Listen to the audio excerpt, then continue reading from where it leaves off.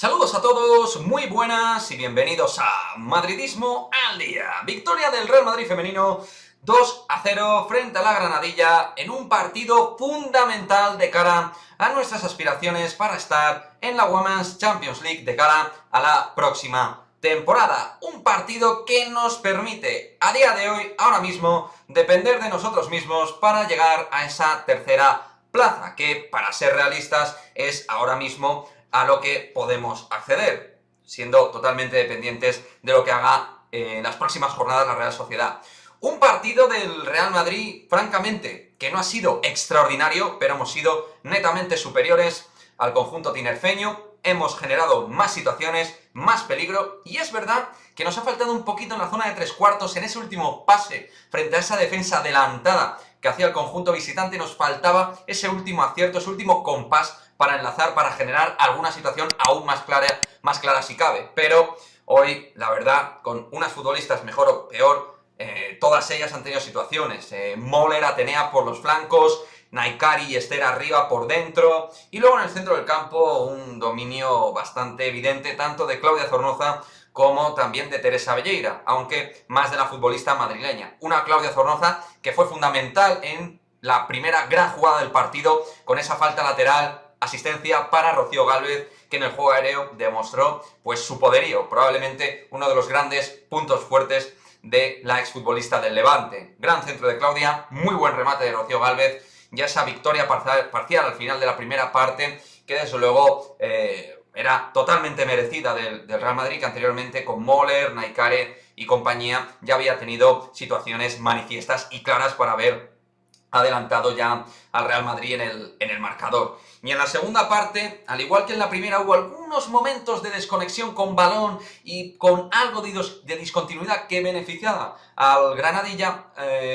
En la segunda parte, al principio, nos costó arrancar y vi al equipo poco enlazado, ¿no? A nivel posicional, e insisto, con algunas pérdidas de más dentro de la zona defensiva. Alguna pérdida que era lo que le permitía sobre todo aparecer a Martín Prieto como la futbolista más clara a la hora de generar alguna situación de peligro. Pero bueno, insisto, han sido contadas, luego al final del partido ha habido alguna cosita, pero bueno, nada tampoco realmente espectacular. Muy importante la entrada de Maite Oroz junto a Alba Carmona para darle un poquito de aire, que es verdad que parecía que le faltaba un poquito de frescura al equipo, y ahí Toril ha metido ese doble cambio que creo que ha sido fundamental, ha metido a Maite Oroz junto a Claudia y junto a Tere para reforzar el centro del campo, y luego ha encontrado una nueva solución por la banda izquierda, poniendo a Sofía Esbaba con Olga Carmona. Y a partir de ahí hemos encontrado otra vez el control del balón, el control del partido y la sentencia con el segundo tanto golazo de Maite Oroz, la navarra cruzando el balón de manera formidable donde la portera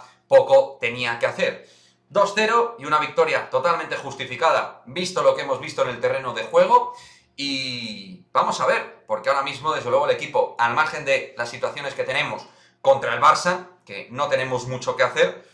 en lo demás el Real Madrid está teniendo un rendimiento inmaculado, un rendimiento totalmente sobresaliente.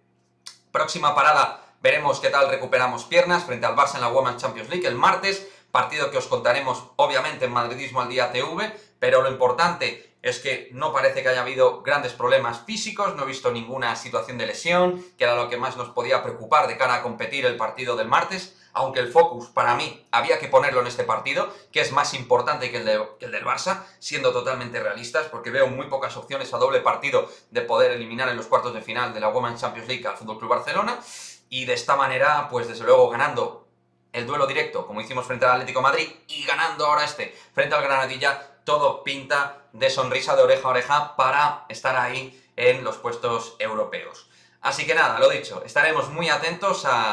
pues en las últimas horas previas del partido frente al Barcelona. Recordad que no estuvo Aslani convocada, ni Casi ni Marta Cardona. Veremos si recuperamos alguna pieza para el partido del Barcelona. Y me quedo con muy buenas notas. Ya digo, Claudia Zornoza bien, Maite clave en la segunda parte, Atenea del Castillo para mí la mejor en ataque, Esther González ha producido bastante aunque le ha faltado el gol, pero creo que ha trabajado muchísimo. Sofía Esbaba, veo algunos puntitos de mejora insuficientes para lo que tiene que demostrar, Sofi Esbaba, y en defensa las chicas las he visto con alguna situación de peligro de Martín Prieto sobre todo, pero con Iván y con Rocío Gálvez bastante solventes, y el gol de Rocío Gálvez que ha sido realmente elemental para llevarnos este partido. Así que nada, chavales, me dejáis vuestro comentario en el cajón en la descripción del vídeo, para que me dejéis vuestra opinión, a ver cómo habéis respirado el partido, y nos vemos en el próximo vídeo. Parece que la Women's Champions League está un poquito más cerca.